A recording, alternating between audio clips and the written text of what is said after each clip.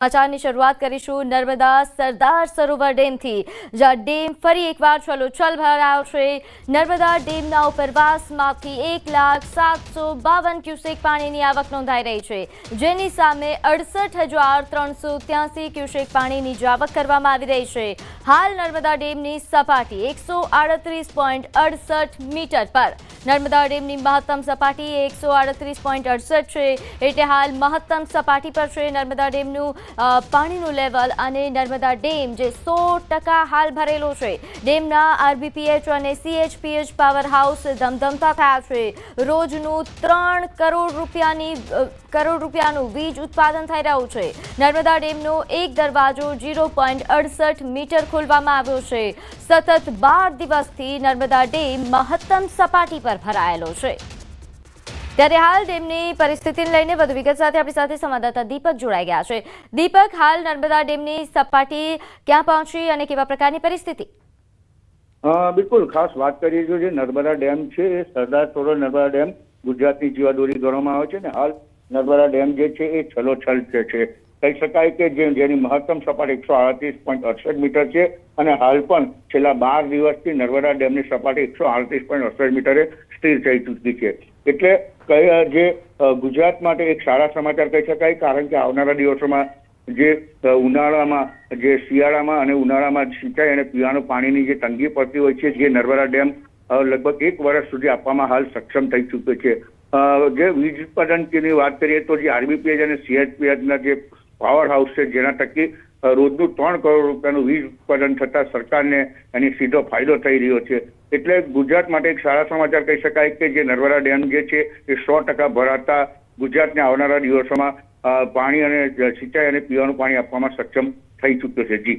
જી આભાર માહિતી આપવા બદલ। સમાચારમાં આગળ વાત કરીએ, મહીસાગરમાં હિટ એન્ડ રનનો બનાવ સામે આવ્યો છે। રોડ ક્રોસ કરતા રાહદારીને વાહન ચાલકે અડફેટે લેતા મોત નીપજ્યું। પૂર ઝડપે આવતી ગાડીએ યુવાનને અડફેટે લેતા દૂર સુધી ફંગોળાયો હતો। માથાના ભાગે ઈજાઓ પહોંચી, જેના કારણે દિવ્યાંગ યુવકનું ઘટના સ્થળે મોત નીપજ્યું। વાહન ચાલક અકસ્માત સર્જીને ફરાર થઈ ગયો હતો।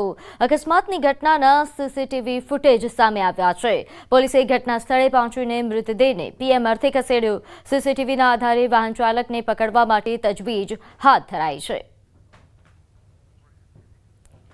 તો હિટ એન્ડ રનનો આ બનાવ, જેના ચોંકાવનારા સીસીટીવી ફૂટેજ પણ સામે આવ્યા છે, જેમાં એક પૂરપાટ ઝડપે આવતી ગાડીએ આ અકસ્માત સર્જ્યો। દિવ્યાંગ યુવકને દૂર સુધી ફંગોળ્યો, જેના કારણે યુવકને માથાના ભાગે ગંભીર ઈજાઓ પહોંચી, જેના કારણે તેનું ઘટના સ્થળે જ મોત નીપજ્યું। વાહન ચાલક અકસ્માત સર્જીને ફરાર છે। હવે વાત ગીર સોમનાથની। અહીં ટ્રેડર્સની દુકાનમાં ચોંકાવનારી ઘટના બની। સોલ્યુશન બદલવા આવેલા યુવકની કરતૂત સામે આવી છે। દુકાનદારે પરત ન લેતા આગ લગાવ્યા હોવાની વિગત છે। સળગેલું સોલ્યુશન એ બાળકી પર પડતા તે દાઝી ગઈ હતી। સમગ્ર ઘટના સીસીટીવીમાં કેદ થઈ છે।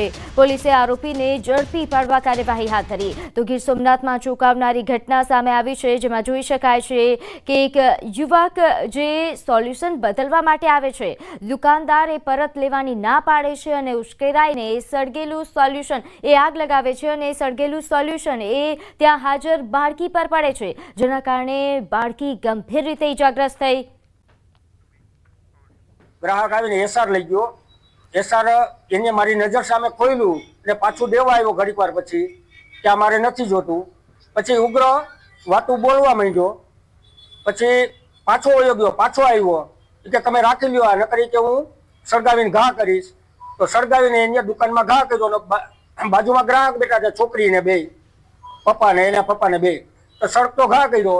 એમાં છોકરીને બચાવવામાં હું પણ થોડોક દાઝી ગયો। તો મહેસાણાના વિસનગરમાં સગીરા સાથે દુષ્કર્મનો બનાવ। દુષ્કર્મ આચરનારને પોલીસે ઝડપી પાડ્યો। નોંધ્ય છે કે પોલીસે તમામ 6 આરોપીને ઝડપીને ઘટના સ્થળે રિકન્સ્ટ્રક્શન કર્યું। સઘન પોલીસ બંદોબસ્ત વચ્ચે આરોપીને ઘટના સ્થળે લાવવામાં આવ્યા હતા. મીરા ગેસ્ટ હાઉસથી ખેતર સુધી પગપાળા તેમનું સરઘસ કાઢવામાં આવ્યું. કોર્ટે તમામ આરોપીના 8 દિવસના રિમાન્ડ મંજૂર કર્યા છે. આરોપીઓને ચાલતા લઈ જવાતા ઘટના સ્થળે અને બસ સ્ટેન્ડ રોડ પર લોકોના ટોળા ઉમટી પડ્યા હતા. આરોપીને જોવા માટે લોકોની ભીડ જામી હતી.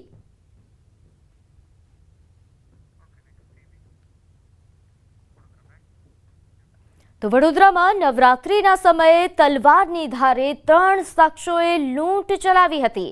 જે મામલે પોલીસે તમામ આરોપીને ઝડપી પાડ્યા છે.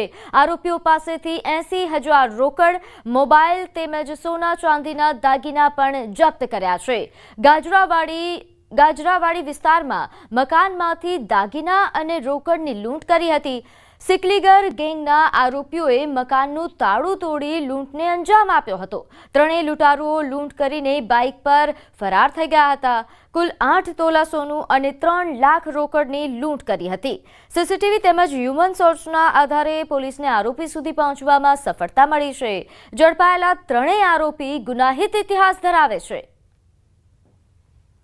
कि जो उसमें दिखाई दे रहे थे सीसीटीवी में और जो भोग बनार जो फैमिली है उनके द्वारा जो डिस्क्रिप्शन बताया गया था, तो तीनों लोगों को हमने इसमें अटक किया है. 80,000 रोकड़ा और सोने चांदी के कुछ दागिने और 3 मोबाइल फ़ोन जो तलवार इन्होंने यूज़ करी थी वो, और जो 2 मोटरसाइकिल जो इन्होंने ये घटना को अंजाम देने में जो यूज़ की हुई थी वो कब्जे की गई है. 26/11ના મુંબઈ આતંકવાદી હુમલામાં શહીદ થયેલા મેજર સંદીપ ઉન્નીકૃષ્ણનની યાદમાં એનએસજી દ્વારા સાયક્લોથોનનું આયોજન કરવામાં આવ્યું. જેમાં મોટી સંખ્યામાં લોકો જોડાયા હતા. સર્વાઇકલ કેન્સર અવેરનેસનો સંદેશ પણ આપવામાં આવ્યો. તો મહારાષ્ટ્રમાં આ સાયક્લોથોનનું આયોજન કરવામાં આવ્યું. એનએસજી દ્વારા આ વિશેષ સાયક્લોથોનનું આયોજન કરવામાં આવ્યું, જેમાં અહીં કેન્સરને લઈને પણ લોકોમાં અવેરનેસ ફેલાય તે માટેની વ્યવસ્થા કરવામાં આવી.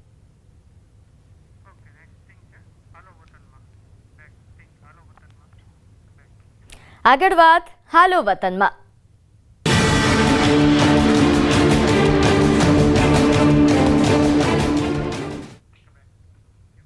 છઠ પૂજા, દિવાળી અને બિહાર વિધાનસભાની ચૂંટણીને ધ્યાનમાં રાખીને મોટી સંખ્યામાં લોકો વતન ભળી જઈ રહ્યા છે. નોંધ્ય છે કે અહીં સુરતના ઉધના સ્ટેશન પર ઉત્તર પ્રદેશ તેમજ બિહાર જવા માટે લોકો મોટી સંખ્યામાં પહોંચી રહ્યા છે. સુરત અને ઉધના બંને સ્ટેશન પરથી સ્પેશિયલ ટ્રેનો મૂકવામાં આવી, છતાં પણ મોટી સંખ્યામાં ભીડ જોવા મળી રહી છે. સ્ટેશન પર પહોંચતા પહેલા પાર્કિંગમાં બેરિકેડિંગ સિસ્ટમથી પોલીસે લોકોને લાઇનમાં લગાવ્યા હતા. તો તમામ પ્રકારની વ્યવસ્થાઓ પણ ગોઠવવામાં આવી છે.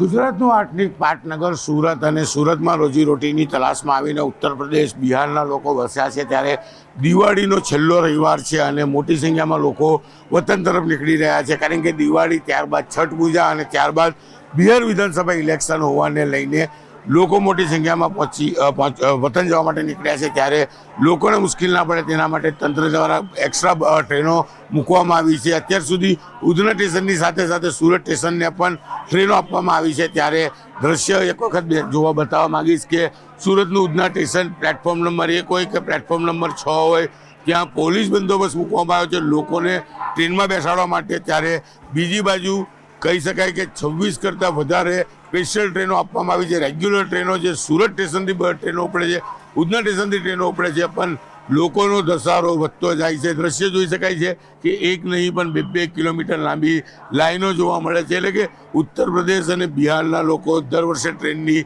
માંગણી કરે છે. આ વર્ષે માંગણી સંતોષાઈ. એક સ્ટેશનની જગ્યા પર અલગ અલગ 2 સ્ટેશનથી ટ્રેનો ઉપડી રહી છે, પણ લોકોની ભીડ ઓછી થવાનું નામ નથી લઈ રહી. કોઈ અનિચ્છનીય ઘટના ના બને તેને લઈને પોલીસ તૈનાત કરવામાં આવી છે. લોકોને ટ્રેનમાં બેસાડવા માટે ખાસ કરીને રેલવે પોલીસ છે, આરપીએફ છે અને સુરત પોલીસ દ્વારા ખાસ વ્યવસ્થા કરવામાં આવી છે. પણ કહી શકાય કે ઉત્તર પ્રદેશ ને બિહારના લોકોની મુસીબત ઓછી થવાનું નામ નથી લેતી. કેમેરામેન જીગર ગુગલ સાથે કીર્તેશ પટેલ, ન્યૂઝ 18 ગુજરાતી, સુરત. દિવાળીના તહેવારને લઈને લાંબા રૂટની ટ્રેનોમાં વેઇટિંગ. ઉત્તર ભારત તરફ જતી ટ્રેનોમાં બુકિંગ ફૂલ થઈ ચૂક્યું છે. રેલવે વિભાગ વેઇટિંગ લિસ્ટ પર નજર રાખી રહ્યું છે. વતન જવા લોકોનું advance booking Ahmedabad Howrah route પર વિશેષ ટ્રેન દોડાવવા માંગ કરવામાં આવે છે તો અમદાવાદથી પટના, અમદાવાદ ગ્વાલિયર રૂટ સહિત જે રૂટ પર ટ્રેનમાં વેઇટિંગ લિસ્ટ વધી રહ્યું છે ત્યાં વિશેષ ટ્રેન દોડાવવા માંગ કરવામાં આવી છે.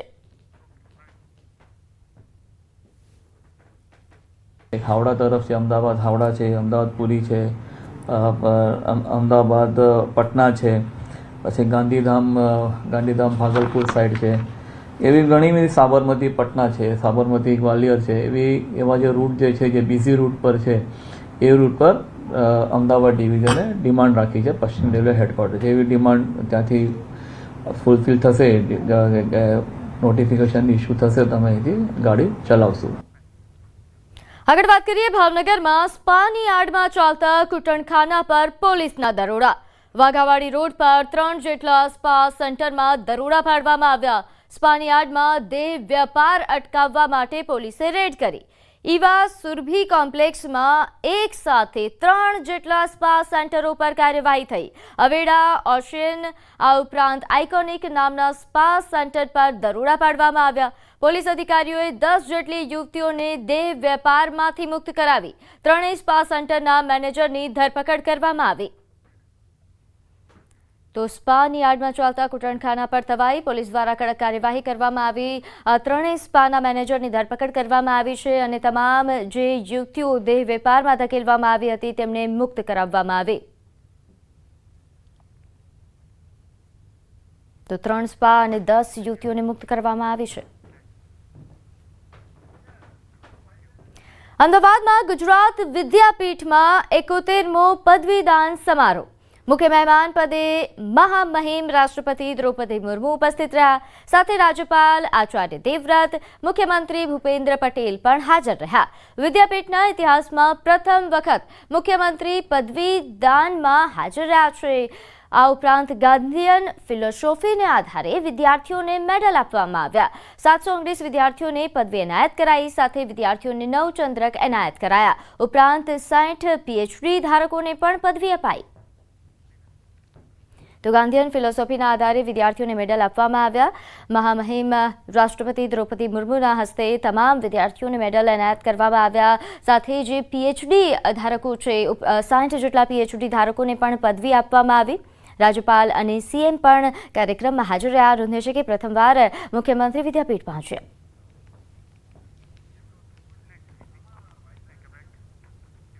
આગળ વાત વિકાસ સપ્તાહને લઈને યોજાયેલ રાત્રિ વિશે. નોંધે છે કે છોટાઉદેપુરના પાવીજેતપુર તાલુકાના ડુંગરવાટ ખાતે રાત્રિ સભા યોજાઈ હતી. રાત્રિ સભામાં છોટાઉદેપુર પ્રભારી મંત્રી ભીખુસિંહ પરમાર ઉપસ્થિત રહ્યા. ડુંગરવાટ ગામના લોકો સાથે તેમણે ચર્ચા કરી, જેમાં ડુંગરવાટ નજીક આવેલો બ્રિજ જર્જરિત બનતા ભારે વાહનોની અવરજવર પર રોક લગાવવામાં આવી છે, જે બાબતે મંત્રીને સવાલ કરવામાં આવ્યા હતા. માર્ગ મકાનના અધિકારીએ ટૂંક સમયમાં બ્રિજના રિપેરિંગ માટે ડાયવર્ઝન બનાવવામાં આવશે તેવો ટૂંકો જવાબ આપી સંતોષ માન્યો હતો. તો ઔદ્યોગિક નગરી વાપીમાં વાપી મહાનગરપાલિકા દ્વારા મેગા સ્વદેશી મેળાનું આયોજન કરવામાં આવ્યું. આ મેળાનો રાજ્યના નાણામંત્રી કનુભાઈ દેસાઈના હસ્તે પ્રારંભ થયો. આ સ્વદેશી મેળામાં સ્થાનિક ઉત્પાદકોએ તેમના ઉત્પાદનોને પ્રદર્શિત કર્યા હતા. મહાનગરપાલિકા દ્વારા પણ સ્વદેશી ઉત્પાદકોને કોઈ પણ પ્રકારની ફી લીધા વિના નિઃશુલ્ક મેળા માટે સ્ટોલ ફાળવવામાં આવ્યા હતા. આ મેળાની મોટી સંખ્યામાં લોકોએ મુલાકાત લીધી.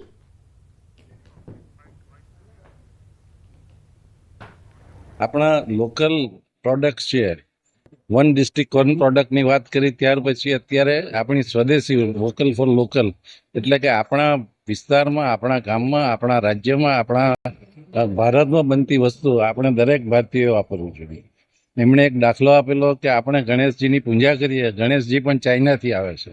તો આ બધી વસ્તુથી વ્યથિત થઈને એમણે આપણને લોકલ ફોર લોકલનું જે એલાન આપ્યું છે અને એનો જે રિસ્પોન્સ આજે જોઈએ છે તો વાપી ખાતે ભવ્ય રીતે મળી રહી છે. વોકલ ફોર લોકલ અને સ્વદેશીની થીમ ઉપર આ વખતે ગુજરાત સરકાર અને વાપી મહાનગરપાલિકાનો જોઈન્ટ અભિગમ તરીકે આ સ્વદેશી મેળો યોજવામાં આવ્યું છે.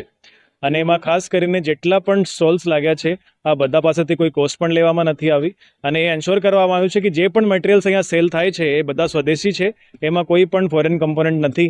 हम लोग हैंडमेड करके फिर मतलब बेच रहे हैं, मतलब वो जो आइडिया है नगर पालिका ने किया वो बहुत अच्छा है और मेरे को तो अच्छा रेस्पॉन्स तो इधर मिला है। बाकी का और भी दिन है, अच्छा रेस्पॉन्स मिलेगा मुझे लग रहा है। बहुत अच्छा गया मेरा आज का दिन। બનાસકાંઠામાં વજીગઢ પંચાયતના તલાટીના વાયરલ વિડીયો મામલે મહત્વના સમાચાર। તલાટીએ વાયરલ વિડીયો મુદ્દે ખુલાસો કર્યો। યુવકના આરોપોને તલાટીએ પાયા વિહોણા ગણાવ્યા। યુવક પર ખોટી માંગણીઓ કરવાનો આરોપ લગાવ્યો। યુવક વારંવાર પંચાયતમાં આવીને રેકોર્ડના ફોટો પાડે છે તેવા પ્રકારનું નિવેદન છે તલાટીનું। આ ઉપરાંત યુવક ડોક્યુમેન્ટ વગર દાખલો માંગે છે। મેં વિડીયો બંધ કરાવ્યો છે, કોઈને માર્યો નથી તેવા પ્રકાર ખુલાસો તલાટી દ્વારા કરવામાં આવ્યો।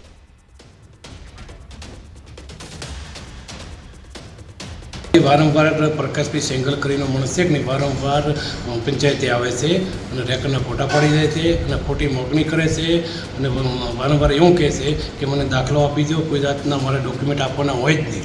એ રીતે બધું ડોક્યુમેન્ટ પૂરતા લઈને આવે તો મળી જાય, વારંવાર બીજી જગ્યાએ કોઈ આવે છે અને ખોટી મોકણીઓ કરે છે અને આ રીતે બધું કરે છે। ખોટું કે હું તમારો વિડીયો વાયરલ કરી દઈશ, તમે આટલી મને પૈસા આપવા પડશે અને આવું બધું બ્લેકમેલિંગ કરવાનું ખાસ કરીને કરે છે।